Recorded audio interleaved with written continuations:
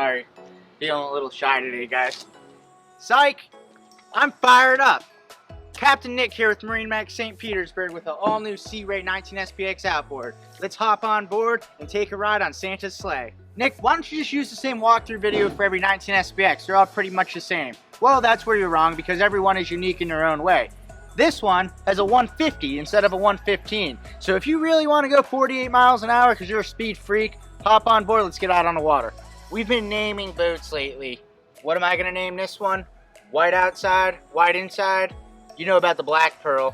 I'm going to name this one the white pearl. Bimini top, keep the sun off you. When the sun does hit the upholstery, this white stays nice and cool every single time. Previously a little bit more popular on a 21 SPX. How I've been specking out these lately is with a co-captain chair right here.